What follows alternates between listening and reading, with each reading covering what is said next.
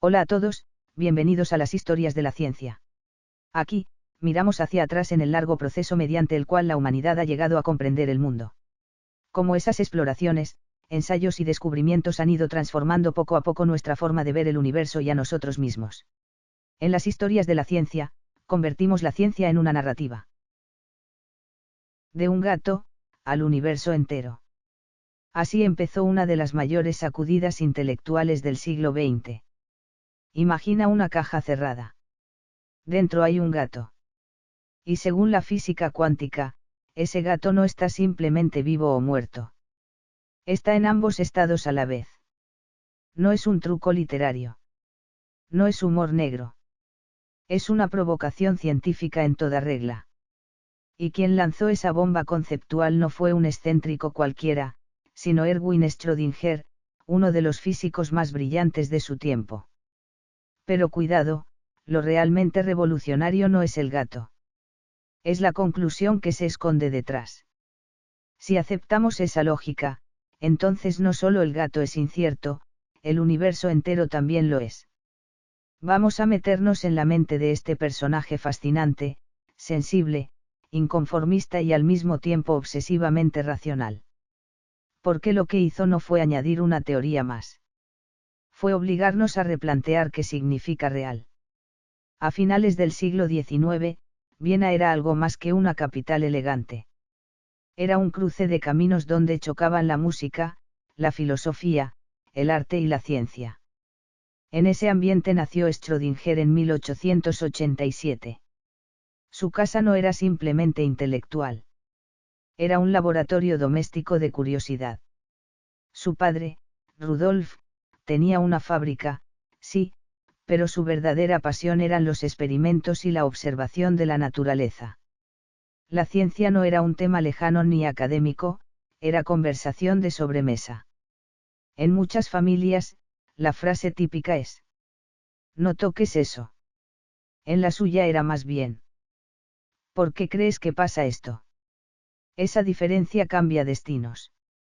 Porque cuando a un niño le enseñan a preguntar, no solo le están dando información.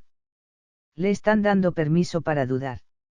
Y como dice el refrán, quien pregunta, aprende. Su madre aportaba otro ingrediente clave: idiomas, literatura, debate. En casa se hablaba alemán e inglés con naturalidad. Y crecer entre dos lenguas no solo amplía el vocabulario, entrena el cerebro para cambiar de perspectiva sin miedo. Y eso, aunque nadie lo sabía todavía, era perfecto para lo que vendría después. Porque la física cuántica exige aceptar cosas aparentemente contradictorias, que algo sea partícula y onda, que exista como probabilidad antes de medirse, que la certeza sea una ilusión cómoda. En esa casa, cuestionar no era faltar al respeto. Era pensar. Sus padres no corrían a dar respuestas cerradas. Lo importante era que el niño siguiera preguntando. Así se forja algo raro: paciencia ante lo desconocido y fascinación por lo complejo. Muchos científicos dicen que su vocación nació de un libro. En el caso de Schrödinger, nació de la sorpresa cotidiana. No fue entrenado para ser un estudiante obediente. Fue entrenado para desconfiar de lo evidente.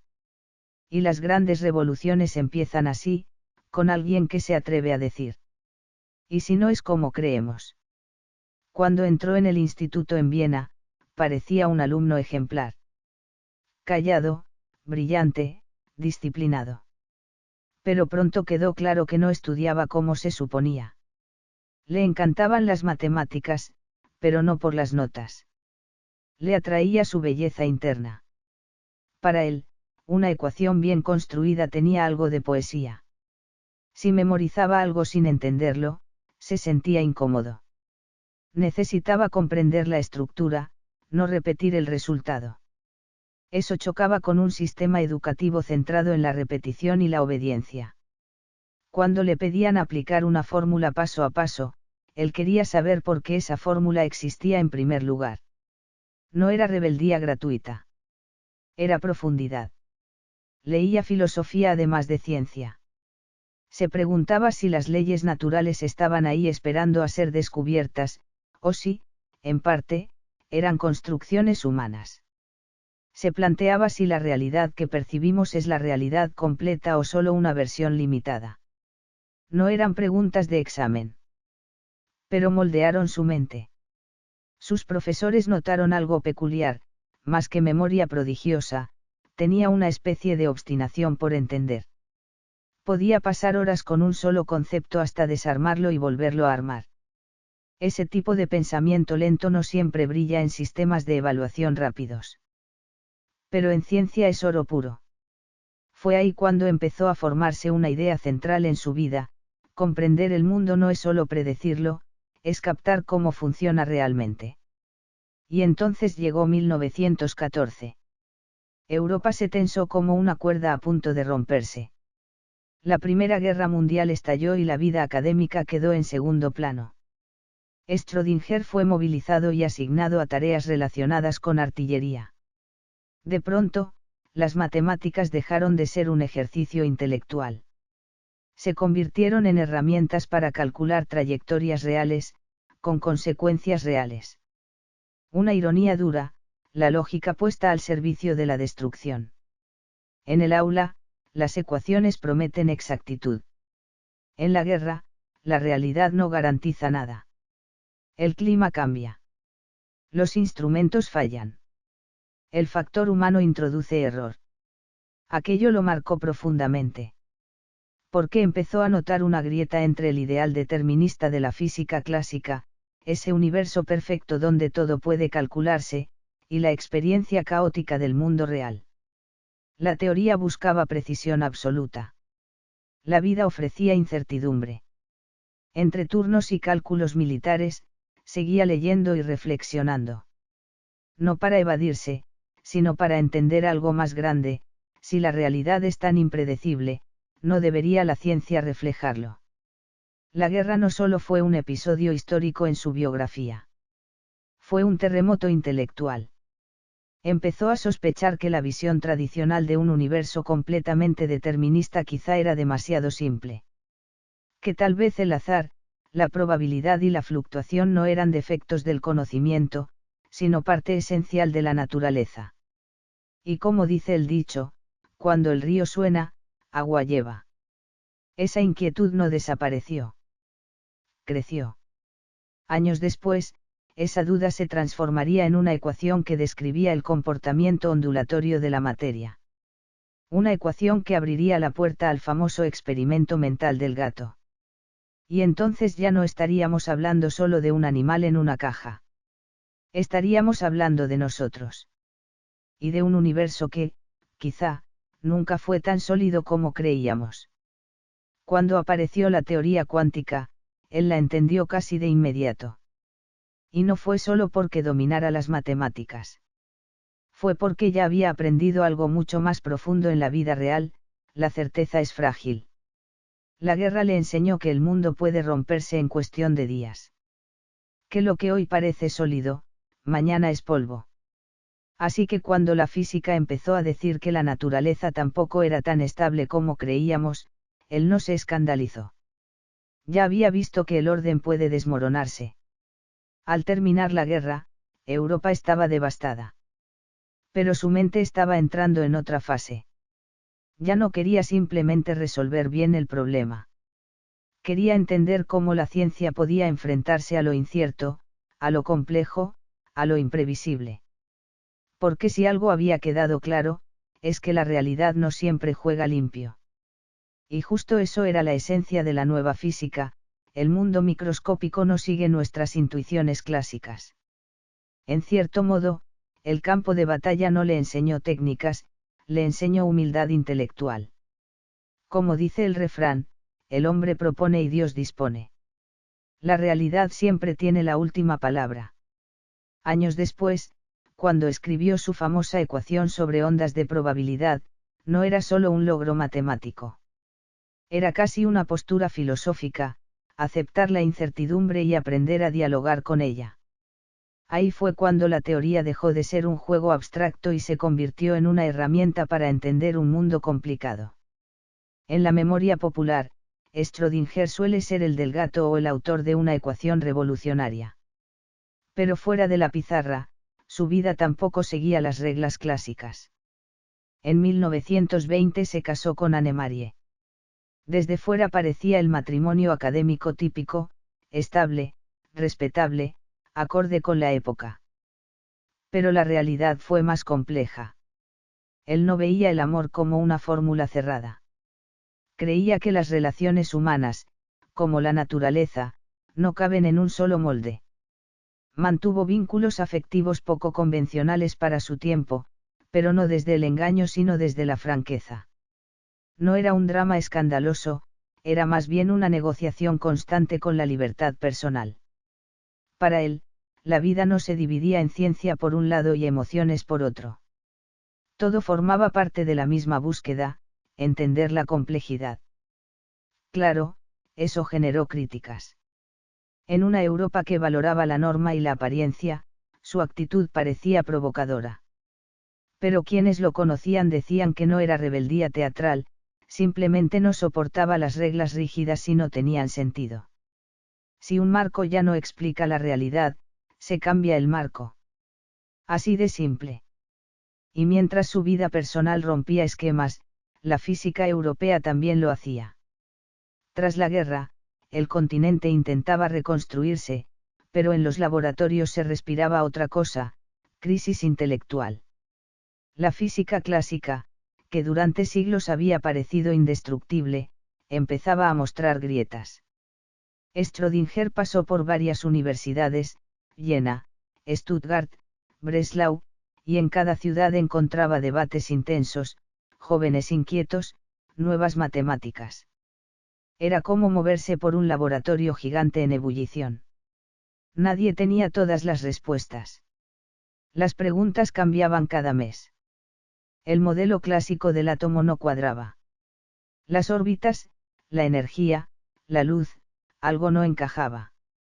Y empezó a circular una idea audaz, quizá las partículas no eran bolitas sólidas, sino algo más parecido a ondas. Sonaba extraño, casi peligroso. Pero también prometedor. A él no le seducía por moda, sino porque ofrecía una nueva forma de pensar. Si el viejo lenguaje ya no servía, había que inventar otro. Y cuando vio que la estructura matemática empezaba a encajar, supo que estaba tocando un límite histórico. Y entonces llegó el episodio más famoso. A finales de los años 20, la mecánica cuántica predecía experimentos con una precisión casi insultante. Funcionaba. Pero nadie sabía explicar qué estaba describiendo realmente. Las ecuaciones eran impecables, la intuición, inútil. Así que decidió exagerar el problema hasta hacerlo imposible de ignorar. Imagina una caja cerrada. Dentro hay un átomo radiactivo que puede desintegrarse o no. Si se desintegra, activa un mecanismo que rompe una ampolla con veneno. Y junto a todo eso, un gato. Según la lógica cuántica, antes de observar, el átomo está en superposición, desintegrado y no desintegrado a la vez. Si el mecanismo depende de eso, el gato también estaría, vivo y muerto al mismo tiempo. Sí, suena absurdo. Precisamente ahí está el punto. Schrödinger no quería maltratar gatos en teoría. Quería mostrar que, si tomamos la interpretación al pie de la letra, la rareza no se queda en el mundo microscópico. Se extiende hasta nuestra escala. Hasta nuestra idea de realidad. La pregunta de fondo no es el gato. Es esta, cuando se decide lo que es real. Durante el proceso físico. O cuando alguien abre la caja. Si observar cambia el resultado, entonces la realidad no es un Guyán cerrado. Es más bien una obra interactiva. Y eso sacudió la filosofía tanto como la física. En el mundo clásico de Newton, el universo era una máquina perfecta. En el mundo cuántico, es más bien una historia de probabilidades. Y como dice otro dicho español, no todo lo que reluce es oro. Lo que parece sólido puede esconder una estructura mucho más extraña. Las reacciones fueron variadas. Los matemáticos, las cuentas salen. Los experimentales, los datos lo confirman. Los filósofos, esto cambia nuestra idea de realidad. El público, y el pobre gato. Irónicamente, él quería señalar el carácter problemático de ciertas interpretaciones. Y terminó creando el símbolo más famoso de la física moderna. Décadas después, el gato sigue apareciendo en debates sobre computación cuántica, universos múltiples y cultura popular. No se jubila porque toca una herida profunda, nuestra dificultad para aceptar que el mundo no está obligado a tener sentido para nosotros. En el fondo, el gato no es el protagonista. Es un espejo. Nos recuerda que nuestra intuición evolucionó para sobrevivir en la sabana, no para entender electrones. La mecánica cuántica no solo cambió la ciencia. Cambió la pregunta más básica, ¿qué significa que algo exista? Y todo empezó con una caja cerrada y la valentía de llevar una teoría hasta sus últimas consecuencias. Después del revuelo que provocó el famoso gato, pasó algo curioso. La mecánica cuántica dejó de ser esa teoría rara de los teóricos y se convirtió en una herramienta demasiado eficaz como para ignorarla. Experimento tras experimento, funcionaba. Cálculo tras cálculo, acertaba. Hasta los físicos más conservadores tuvieron que admitirlo, te guste o no, esto describe el mundo. Y en el centro de ese terremoto intelectual estaba uno de los nombres clave, Erwin Schrödinger. Su propuesta de la mecánica ondulatoria no fue solo un ajuste técnico.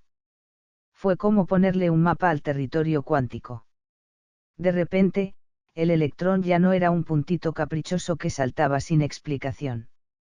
Era un fenómeno describable con una ecuación, algo que podía calcularse, anticiparse, modelarse. Si la física cuántica era un coche desbocado, su ecuación fue el volante. Y claro, el mundo científico tomó nota.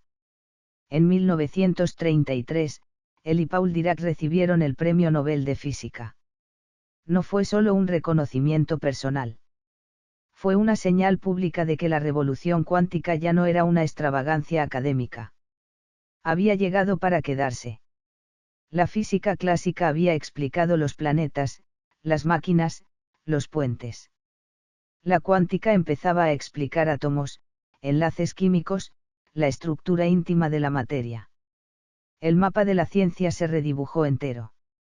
Y aunque la revolución cuántica fue obra de muchos, una auténtica constelación de genios, el papel de Schrödinger fue especial. No solo aportó resultados, cambió el lenguaje. Su ecuación permitió calcular estructuras atómicas, entender cómo se forman los enlaces químicos y predecir comportamientos electrónicos. Eso abrió la puerta a aplicaciones reales. Porque aquí viene lo impresionante, de esas matemáticas abstractas nacieron tecnologías que hoy usamos sin pensar. El láser, por ejemplo, es básicamente una coreografía precisa de transiciones electrónicas. Cirugías con láser, comunicaciones por fibra óptica, instrumentos de medición ultraprecisos, todo eso se apoya en modelos cuánticos. Lo mismo ocurre con los materiales modernos. Hoy no se prueban solo a ver qué pasa. Se predicen propiedades con cálculos cuánticos. Superconductores, nanoestructuras, nuevos compuestos funcionales, detrás de todo eso hay funciones de onda trabajando en silencio. Y si miramos hacia la frontera tecnológica actual, aparece la computación cuántica. Empresas como IBM y Google están construyendo plataformas donde los estados cuánticos no son un efecto secundario, son el recurso principal. En el fondo, es convertir física teórica en infraestructura de información. Y para entender cómo evoluciona un sistema cuántico, seguimos volviendo a la misma herramienta matemática, la ecuación de Schrödinger. Lo fascinante es que lo que parecía pura abstracción hoy es la capa invisible de nuestra civilización. Cada vez que desbloqueas tu móvil, envías un mensaje o lees datos en la nube, hay física cuántica operando en el subsuelo tecnológico. No es poesía, es historia de la tecnología. La ciencia suele sembrar semillas en el terreno más abstracto, y décadas después cosechamos bosques enteros. Como dice el refrán, quien siembra vientos recoge tempestades. En este caso, tempestades de innovación. Pero la historia no se quedó en laboratorios ni fábricas. En los años 40, cuando la biología aún buscaba entender la base física de la herencia, Schrödinger decidió cruzar fronteras intelectuales. Publicó en 1944 What is Life? Y no era un manual técnico. Era casi una provocación. La pregunta era directa: ¿cómo puede la vida mantener orden en un universo gobernado por leyes físicas y estadísticas? Su respuesta fue audaz: la vida no desafía la física, la utiliza. La información genética debía almacenarse en una estructura estable. El orden biológico no era magia, sino organización estadística. Hoy nos parece natural hablar de información genética. En aquel momento era revolucionario. Inspiró a toda una generación de científicos que más tarde descubrirían la estructura del ADN. Y aquí es donde la historia se vuelve más profunda. Porque para Schrödinger la física cuántica no era solo un conjunto de fórmulas útiles. Era una sacudida conceptual. Introducía un personaje incómodo en la ecuación: el observador. En la física clásica, observar es simplemente mirar. En la cuántica, parece que observar influye en el resultado. Entonces surge la pregunta inquietante. ¿Descubrimos la realidad, o participamos en ella? No era misticismo barato. Era una inquietud genuina. Si la teoría incorpora el acto de medir en sus propias reglas, ¿qué significa objetividad? Además está el choque entre escalas. En lo microscópico hay probabilidades y superposiciones. En lo macroscópico vemos mesas sólidas y resultados definidos. ¿Cómo conviven esas dos descripciones? Schrödinger desconfiaba de una tentación peligrosa: creer que porque las matemáticas funcionan, ya entendemos. Para él, una teoría debía aspirar a explicar, no solo a predecir. La revolución cuántica no solo transformó la física. Transformó nuestra idea de realidad. Nos obligó a aceptar que el mundo no está diseñado para encajar en nuestra intuición. Y como bien dice el dicho, no hay peor ciego que el que no quiere ver. Si la naturaleza es extraña, quizás somos nosotros quienes debemos ampliar la mirada. Al final, lo que empezó como una ecuación terminó afectando tecnología, biología, filosofía y cultura popular. Pocas teorías científicas han tenido un efecto tan transversal. Y el eco más profundo no es un dispositivo ni un premio. Es una pregunta que sigue abierta. ¿Qué es, en última instancia, lo real? Una estructura objetiva independiente. Una red de probabilidades. Un sistema inseparable del observador. No hay respuesta definitiva. Pero la pregunta ya forma parte del núcleo de la ciencia moderna. Cuando miramos atrás, vemos algo impresionante: una fórmula matemática que terminó remodelando la civilización tecnológica y obligándonos a replantear qué significa existir. Schrödinger no nos dio una última palabra. Nos dejó mejores preguntas. Y a veces, como dice otro refrán, más vale una buena pregunta que 1000 respuestas apresuradas. Ahí está la verdadera grandeza: no cerrar el misterio, sino hacerlo más interesante. Las personas que realmente cambian el mundo suelen ser aquellas que simplemente han pensado un paso más que los demás. Si esta historia te ha hecho reflexionar un poco, dale me gusta, síguenos y guárdala para más tarde. Nos vemos en el siguiente personaje. Hasta pronto.